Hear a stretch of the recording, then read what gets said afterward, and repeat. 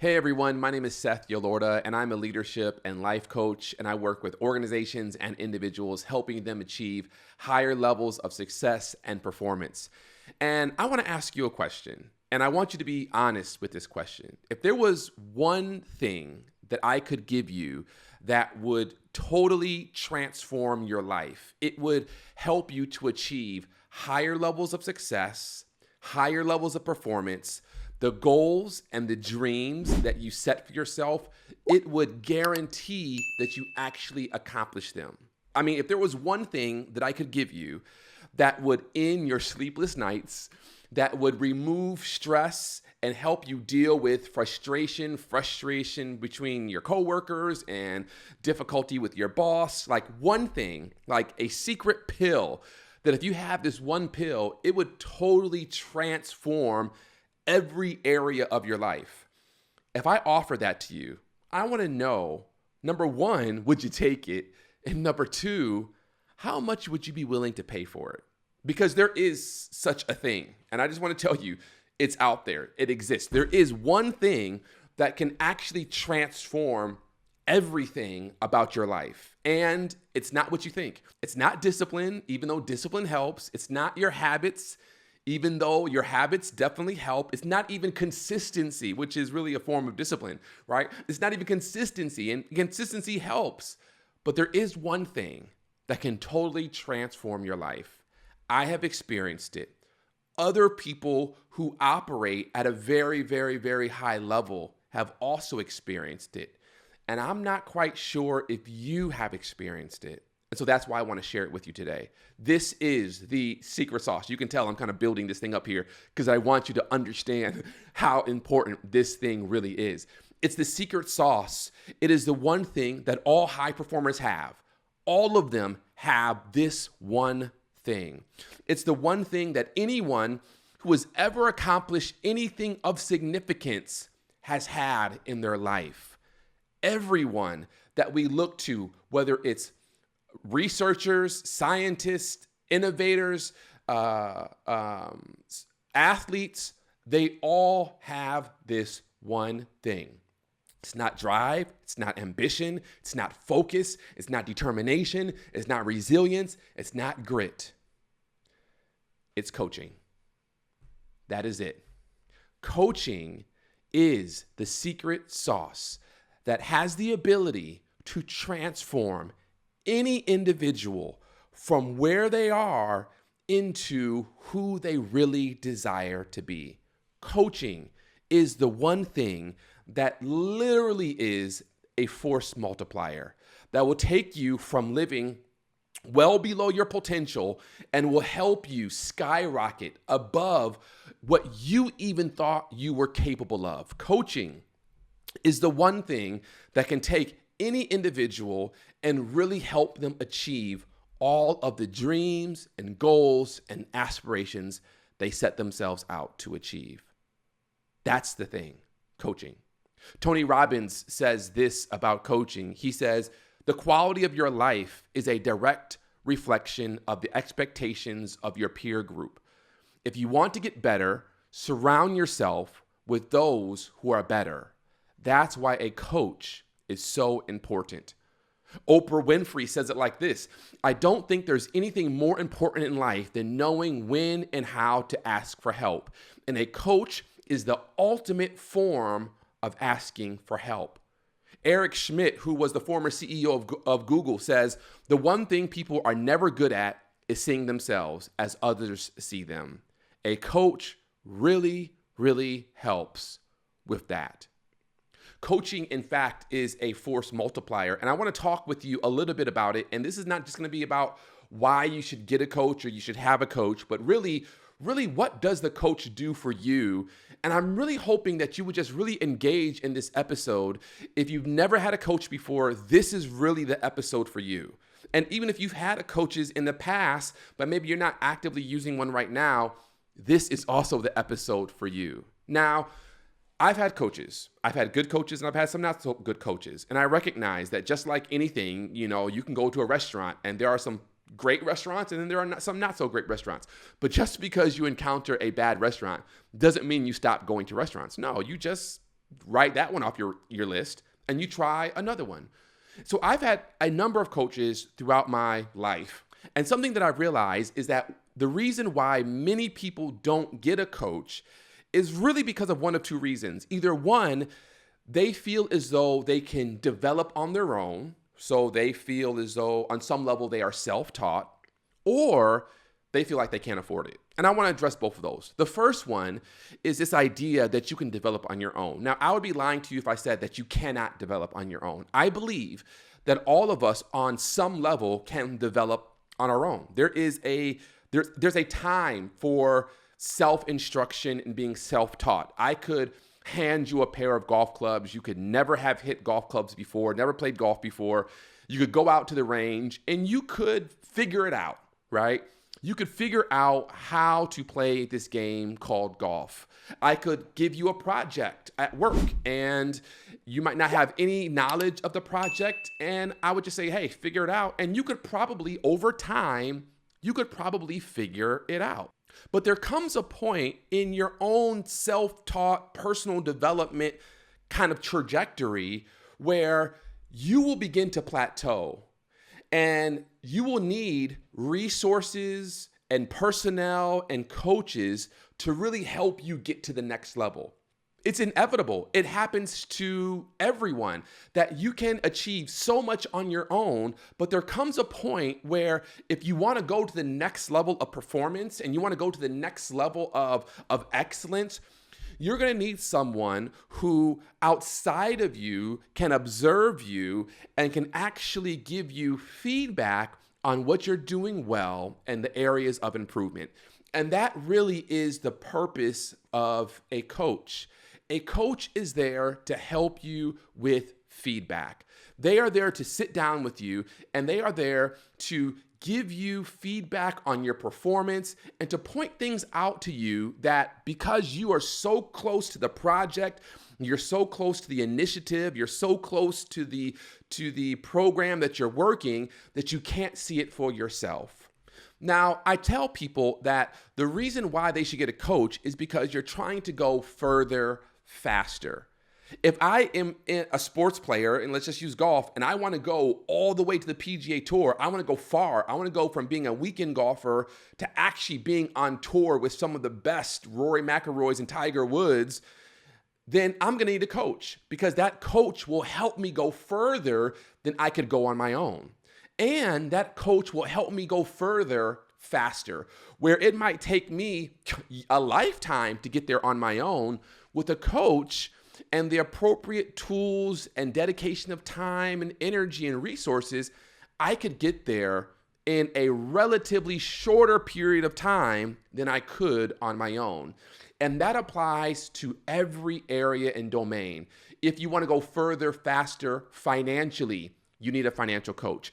If you want to go further, faster in your own health and fitness, you need a health and fitness coach.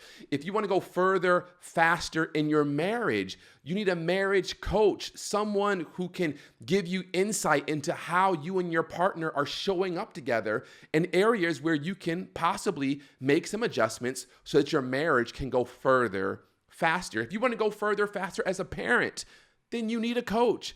In every area of your life, if you want to go further, faster, then you need a coach. The coach is there to help you accomplish your goals with clarity and precision.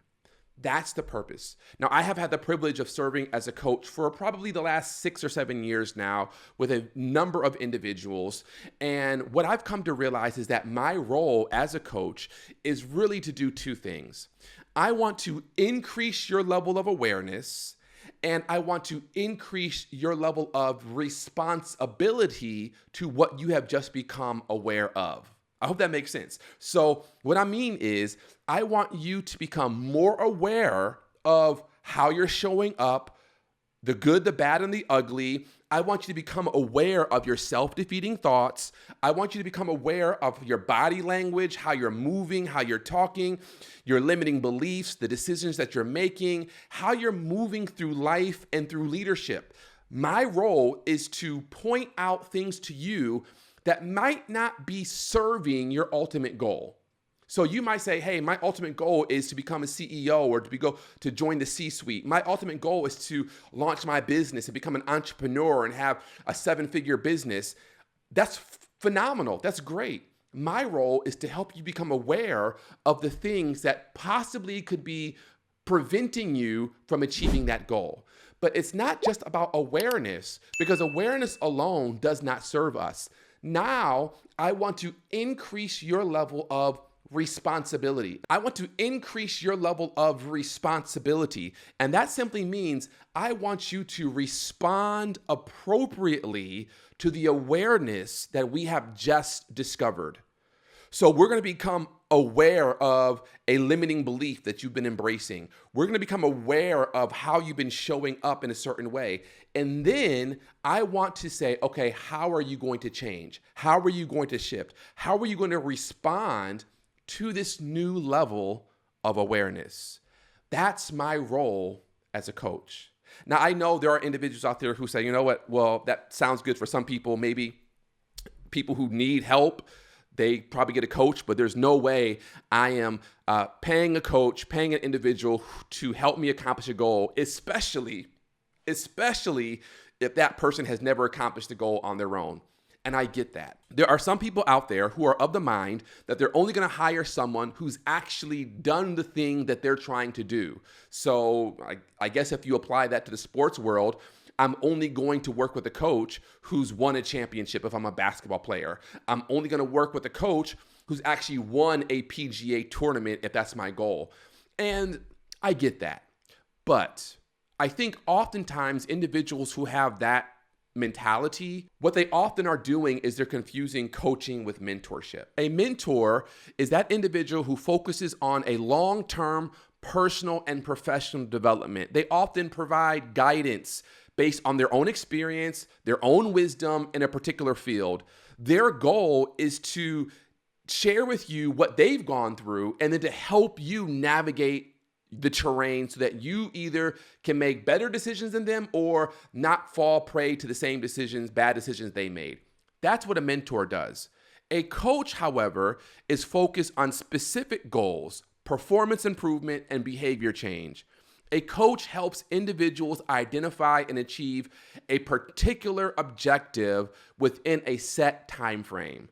So a mentor is someone that you might meet with once a quarter, and they are journeying with you through your career. A coach is someone that you meet with once a week, and the coach is there to say, you're trying to go for this promotion? Okay, let's set up how we're going to help you get that promotion. A mentor is more longitudinal. A coach is more time-bound, performance-bound, behavior change-bound. Another way of looking at it is that a mentor shares their knowledge and they offer advice and provide guidance based on their own experience, whereas a coach uses a process-oriented approach using techniques such as active listening, powerful questions, and goal setting. So understand that if I'm meeting with my mentor and I might say, man, I'm really having a difficult time with my colleague, the mentor will then say, man, I've been there before and this is how I did it. That's what a mentor does. They share their experience with you so you can learn from the wisdom of their experience. A coach, on the other hand, isn't going to tell you, this is how I would do it. If you come to me and you say, I'm really having a difficult time with a coworker, my response to you is, well, what are your options? What has worked for you so far? What hasn't worked for you so far? What have you tried? What haven't you tried? Let's look at the situation differently. I'm not trying to share with you how I've handled difficult coworkers. I'm trying to pull out of you who you are, helping you to rise to another level of awareness and responsibility so that you can figure out on your own through some powerful questions how you need to navigate this situation. That's the difference between a mentor and a coach. So I totally get it. If you're that individual who says, I'm not going to hire a coach who's never been where I'm trying to go, then that's fine. But that's what a mentor does. A mentor shows you how to get where they've been.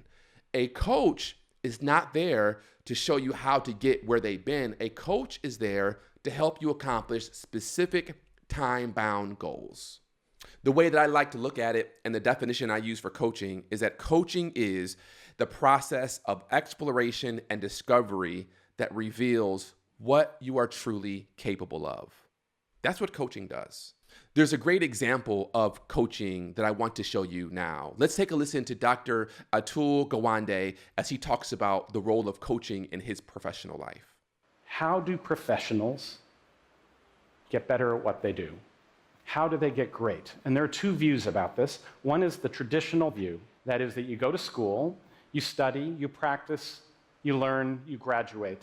And then you go out into the world and you make your way on your own. That's how doctors learn. That's how lawyers do, scientists. Now, the contrasting view comes out of sports. And they say, you are never done. Everybody needs a coach. The greatest in the world needs a coach. So I tried to think about this as a surgeon. Pay someone to come into my operating room, observe me, and critique me. It seems absurd. Expertise means not needing to be coached. So then which view is right? Turns out there are numerous problems in making it on your own. You don't recognize the issues that are standing in your way, or if you do, you don't necessarily know how to fix them. And the result is that somewhere along the way, you stop improving. And I thought about that, and I realized that was exactly what had happened to me as a surgeon. So I asked a former professor of mine who had retired, his name is Bob Osteen, and he agreed to come to my operating room and observe me. The case, I remember that first case, it went beautifully. I didn't think there would be anything much he'd have to say when we were done. Instead, he had a whole page of dense with notes. Just small things, he said. Did you notice that the light had swung out of the wound during the case? Another thing I noticed, he said, your elbow goes up in the air every once in a while. That means you're not in full control. It was a whole nother level of awareness. He was describing what great coaches do. And what they do is they are your external eyes and ears, providing a more accurate picture of your reality. They're recognizing the fundamentals. They're breaking your actions down and then helping you build them back up again. After 2 months of coaching, I felt myself getting better again. And after a year, I saw my complications drop down even further. It was painful. I didn't like being observed. And at times I didn't want to have to work on things. I also felt there were periods where I would get worse before I got better. But it made me realize that the coaches were onto something profoundly important. I think it's not just how good you are now, I think it's how good you're gonna be that really matters. I love what he said. A coach is external eyes and ears providing a more accurate picture of your reality. And then the question that led him to decide to get a coach is this as good as I can get? And that's a question that you have to wrestle with. Is this as good as you can get? Because if this is good as you can get, that's when you need a coach. Because I believe that you have unlimited potential. That where you are right now is not as good as you can get. You can go to the next level. You can become better, stronger, faster, smarter, more proficient, more effective. You can become a better father, a better parent, a better mother. You can become a better manager of your finances and budget. You can become a better leader. You can become better at life. And the next level of life and the next level of leadership for you will only come when you have the support and the feedback from a coach. This is a gospel truth. Tom Landry says, a coach is someone who tells you what you don't want to hear, who has you see what you don't want to see, so you can be who you have always known you could be.